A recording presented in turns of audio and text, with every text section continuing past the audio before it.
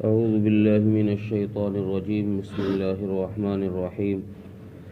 قل يا أهل الكتاب لا تغلوا في دينكم غير الحق ولا تتبعوا أهواء قوم قد ضلوا من قبل وأضلوا كثيرا وضلوا عن سواء السبيل.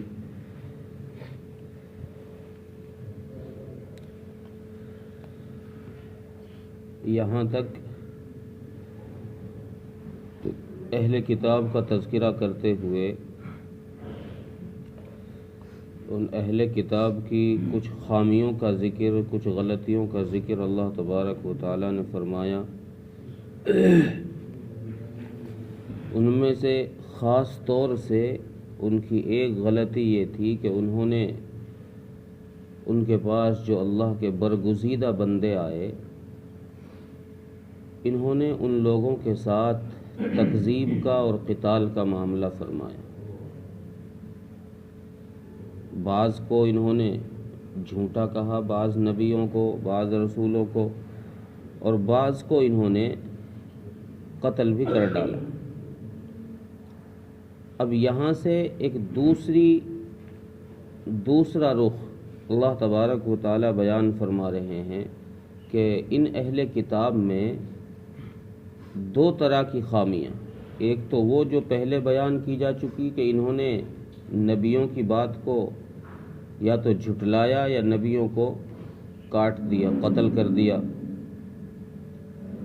اور اب یہاں سے ایک دوسرا رخ یہ بیان کیا جا رہا ہے کہ ان میں سے انہوں نے اہل کتاب نے اپنے دین کے اندر ناحق غلو کر دیا، یعنی انہوں نے بات کو زیادہ بڑھا دیا.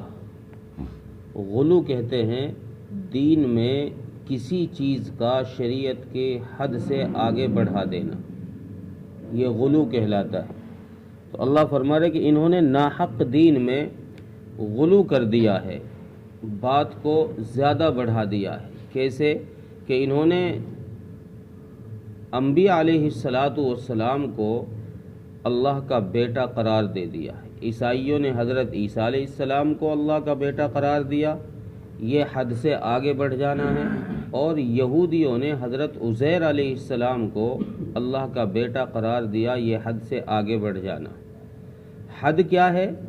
حد یہ ہے کہ اللہ تبارک و تعالی نے جن نبیوں اور رسولوں کو دنیا میں لوگوں کی ہدایت کے لیے، صراط مستقیم کے لیے بھیجا ہے، ان نبیوں اور رسولوں کو اسی حد تک رکھا جائے، یعنی ان کو نبی ہی مانا جائے، ان کو رسول ہی مانا جائے، اس سے آگے نہ بڑھائے جیسے انہوں نے بڑھا دیا. اور پھر لوگوں کو جب یہ ثابت بھی کر دیا اللہ نے کہ یہ نبی نہیں ہیں، یہ رسول ہی ہیں، دلیل کے ذریعے سے، جو پیچھے بھی آیتوں میں دلیلیں گزری ہیں، ان کے ذریعے سے جب یہ بات ثابت ہو گئی کہ یہ انبیاء ہی ہیں، رسول ہی ہیں، یہ کوئی خدا نہیں ہیں، خدا کے بیٹے نہیں ہیں، تو اللہ تبارک و تعالی نے ان دلیلوں سے ثابت کرنے کے باوجود بھی ان لوگوں سے اللہ فرما رہے ہیں کہ تم پھر بھی اسی راستے پر چل رہے ہو، پھر بھی انہی غلط لوگوں کی اتباع کر رہے ہو جو گمراہ خود تو ہیں ہی، لیکن بہت سارے لوگوں کو وہ گمراہ کر چکے ہیں. چونکہ اللہ تبارک و تعالی اس کائنات کے خالق و مالک ہیں اور اس کائنات کے نظام کو سنبھالے ہوئے ہیں. اب اس کائنات میں اس نے انسانوں کو جب بنایا، انسانوں کو بھیجا، تو انسان کی ضروریات میں سے یہ تھا کہ انسان اپنے بنانے والے کو، اس کائنات کے بنانے والے خالق اور مالک کو جانے. اب اس کے جاننے کے لیے دو راستے اللہ نے بتائے ہیں. ایک راستہ کتاب اللہ کا اور دوسرا راستہ رجال اللہ کا. ایک راستہ تو کتاب کے ذریعے سے تو اللہ تبارک و تعالی نے آسمانی کتابیں تورات، انجیل، زبور، قرآن اور بہت سارے صحائف بھیجے. ان کے ذریعے سے لوگوں کو ہدایت پر لے کر آئیں، راہ راست پر لے کر آئیں. لیکن چونکہ صرف کتاب کے ذریعے سے ہی انسان ہدایت پر آ جائے یہ بات ممکن نہیں، یہ بات ممکن نہیں ہے۔ ہدایت پر لانے کے لیے انسان کو یہ ایک فطری تقاضا ہے کہ انسان کی ہی بات مانے گا، جانور کی بات نہیں مانے گا یا غیر انسان کی بات نہیں مانے گا۔ وہ اسی نسل میں سے جو ہوگا اس کی بات مانے گا، اس کو اپنا مربی سمجھے گا، اس کو اپنا خیر خواہ سمجھے گا۔ اس لیے اللہ تبارک و تعالیٰ نے کتاب کے ساتھ کتاب کا شارح، کتاب کی تشریح کرنے والا، کتاب کو سمجھانے والا نبی انسانوں میں سے ہی منتخب کر کے ان کے درمیان بھیج دیا کہ بھئی یہ کتاب بھیج دی ہے ہم نے، اور اس کی تشریح کرنے والا، اس کتاب کو سمجھانے والا، اس کتاب کو کھول کھول کے بیان کرنے والا یہ نبی اور رسول ہم نے تم ہی میں سے بھیج دیا ہے، اب اس کی اتباع کرو۔ اب اس اتباع کے اندر، نبی اور رسول کی اتباع کے اندر لوگ پہلے سے ہی، بہت پہلے سے ہی افراط و تفریط میں مبتلا ہو گئے۔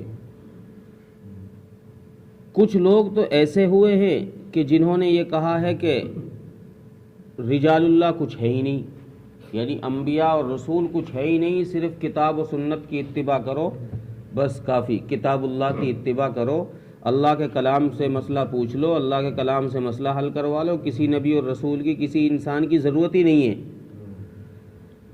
بہت سارے ایسے گزرے ہیں کہ انہوں نے نبی اور رسول کی اتباع کے ساتھ ساتھ میں ان نبی اور رسولوں کو اور ولیوں کو، جب تک انبیاء علیہ السلام تھے جب تک تو نبیوں کو، نبیوں کے بعد نبیوں کے وارثین یعنی علماء کو، علماء کا بھی وہی درجہ ہے، وہی مقام ہے۔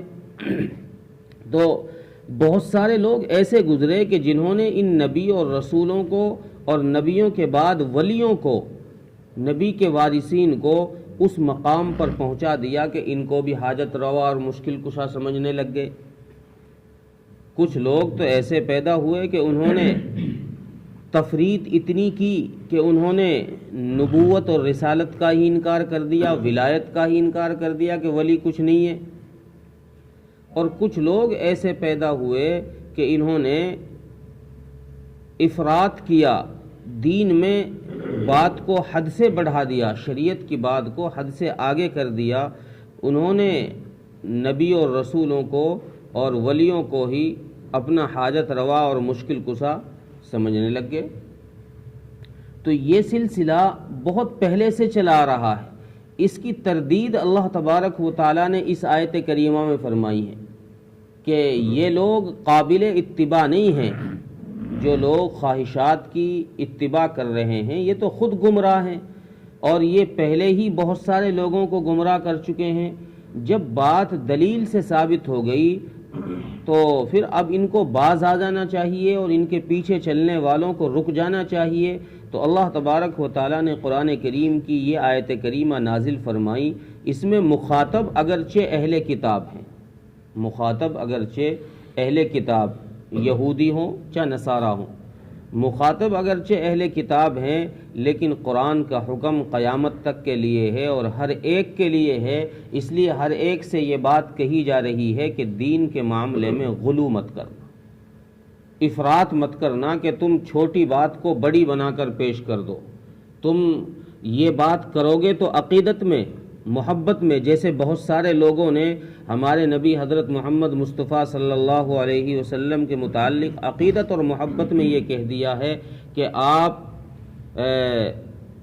نور ہیں، بشر نہیں ہیں۔